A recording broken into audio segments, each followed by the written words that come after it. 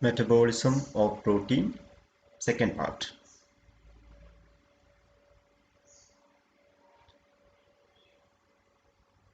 So the first one is decarboxylation, means the removal of carbon dioxide from a carboxyl group from the amino acid. Amino acid COOH group ഉണ്ടാവും. COH group എന്ന്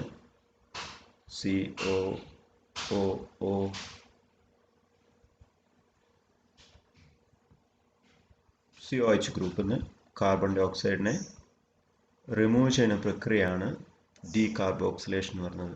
Carboxylase enzyme and pyridoxal phosphate as coenzyme. Decarboxylation of amino acids results in the formation of corresponding biogenic amines. So amino acid നിന്ന് carbon dioxide remove ചെയ്ത് കഴിഞ്ഞാൽ കിട്ടുന്ന പ്രൊഡക്റ്റാണ് amines എന്ന് പറയുന്നത്. For example histamine. Histidine എന്ന് പറഞ്ഞ അമിനോ ആസിഡിന് കാർബൺ ഡയോക്സൈഡ് റിമൂവ് ചെയ്ത് കഴിഞ്ഞാൽ കിട്ടുന്ന പ്രൊഡക്റ്റാണ് histamine.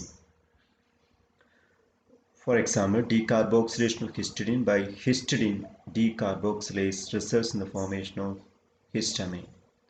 So this is a step here. This is the typical amino acid RCHNH2COH, where the carbon dioxide is removed, then it forms what? Amine is formed. So a lot of biologically important products are produced by this process.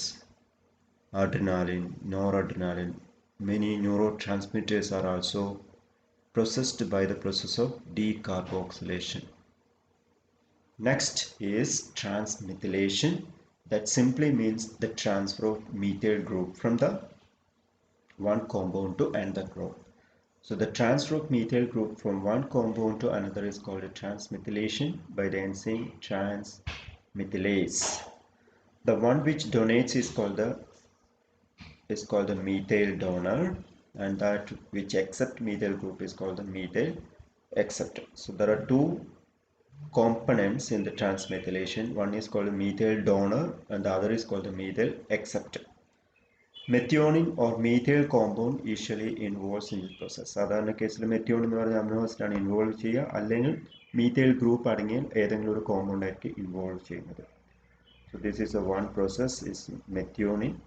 ഇതിൽ എന്തിൻ്റെ ആവശ്യം കൂടി it needs ATP. ATP activating ATP is needed in this process.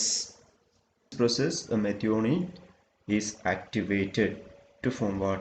S-adenosyl methionine, where the ATP is divided and its ATP എന്ന് പറഞ്ഞാൽ is A nucleotide ആണ്, adenosine triphosphate ആണ്. അപ്പം അതിൽ നിന്ന് അതിൻ്റെ ഫോസ്ഫേറ്റ് ഗ്രൂപ്പ് റിമൂവ് ചെയ്തിട്ട് എന്ത് ചെയ്യും? ഫോസ്ഫേറ്റ് ഗ്രൂപ്പ് റിമൂവ് ചെയ്ത് കഴിഞ്ഞാൽ കിട്ടുന്ന പ്രൊഡക്റ്റ് എന്താണ്? ന്യൂക്ലിയോടൈഡിന് ഫോസ്ഫേറ്റ് റിമൂവ് ചെയ്ത് കഴിഞ്ഞാൽ പിന്നെ അത് ന്യൂക്ലിയോസൈഡായിട്ട് മാറി. ന്യൂക്ലിയോസൈഡിനെ സാധാരണ റെപ്രസെൻ്റ് ചെയ്യുന്ന ATP ഈസ് എ ന്യൂക്ലിയോടൈഡ്. അതിൽ നിന്ന് അതിൻ്റെ ഫോസ്ഫേറ്റ് റിമൂവ് ചെയ്ത് കഴിഞ്ഞാൽ അഡിനോസിനായിട്ട് മാറി. So this product is the adenine plus ribose is what? Adenosine. ഈ അഡിനോസിൻ എന്ന് പറഞ്ഞ പ്രൊഡക്റ്റ് സൾഫറായിട്ട് ലിങ്ക് ചെയ്യും. ദെൻ ഫോംസ് എസ് എന്ന് പറഞ്ഞാൽ ഇത് എസ് അഡിനോസിൽ എന്ന് പറഞ്ഞ പ്രൊഡക്റ്റ് ഇതാണ് methionine. Clear? So methionine is converted to S adenosyl methionine. അപ്പോൾ അതിന് ആവശ്യമുള്ള പ്രൊഡക്റ്റ് എന്താണ്? ATP is required here. So methionine is the principal methyl donor by the action of methionine adenyl transferase. So this is the activating enzyme. Which is the activating enzyme? Adenosyl transferase. Methionine is first activated by ATP to form an activated methionine.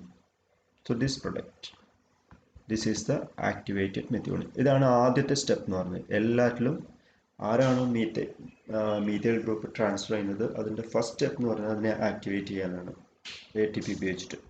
During activation ATP transfers its adenosine moiety, that is this one is that group, to methionine to form S-adenosyl methionine, active methionine. This is inactive methionine, this is active methionine.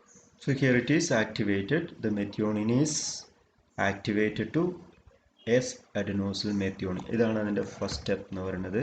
ഇനി അടുത്ത step എന്ന് പറഞ്ഞാൽ active methionine, അതായത് ഇതിൽ നിന്നും active methionine transfers its activated S methyl group, ഈ ഗ്രൂപ്പിനെ S methyl ഗ്രൂപ്പിനെ activated as methyl group to any one of the methyl acceptor. Any one of the methyl acceptor, these are all represented as the methyl acceptor. ഇതിൽ ഏതിലേക്ക് വേണമെങ്കിലും transfer ചെയ്യാം. and thereby converted to S-adenosine homocysteine. അതായത് ഈ S methyl group transfer ചെയ്ത് കഴിഞ്ഞാൽ ബാക്കി കിട്ടുന്ന product ആണ് എന്ത്, എസ് അഡിനോസിൽ ഹോമോസിസ്റ്റീൻ എന്ന് പറയുന്ന പ്രോഡക്റ്റ്. ക്ലിയർ? അപ്പോൾ ഇതിൽ ഈ മീഥൈൽ ഗ്രൂപ്പ് ആരിലേക്കാണോ ട്രാൻസ്ഫർ ചെയ്യപ്പെടുന്നത് അത് കറസ്പോണ്ടിങ് ആയിട്ട് കോമ്പൗണ്ട് ആയിട്ട് ട്രാൻസ്ഫർ ചെയ്യപ്പെടും. If the methyl group is transfer to the നോറഡ്രിനാളിലേക്കാണ് ട്രാൻസ്ഫർ ചെയ്യുന്നതെങ്കിൽ അഡ്രിനാൽ എന്ന് പറഞ്ഞ പ്രൊഡക്റ്റും കിട്ടും, അത് കൂടാതെ എന്ത് കിട്ടും, നമുക്ക് ഒരു അഡിനോസിൽ ഹോമോസിസ്റ്റീനും കിട്ടും.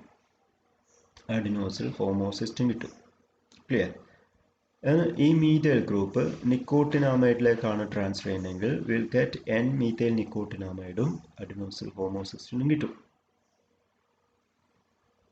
ക്ലിയർ? അങ്ങനെ ഓരോ എക്സാമ്പിൾസ് ആണ് ഇവിടെ കൊടുത്തിരിക്കുന്നത്. ഏതിലേക്കാണോ ട്രാൻസ്ഫർ ചെയ്യുന്നത് കറസ്പോണ്ടിങ് കോമ്പൗണ്ടും പിന്നെ അഡിനോസിൽ ഹോമോസിസ്റ്റീനും കിട്ടും.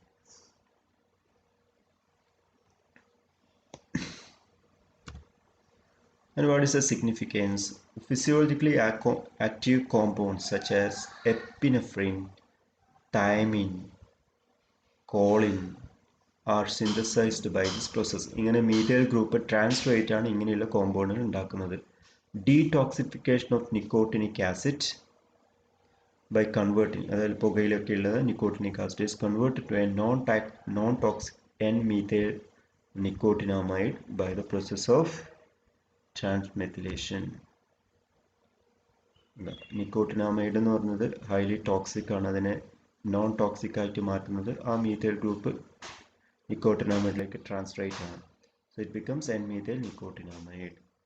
So this is all about ട്രാൻസ്മെത്തിലേഷൻ.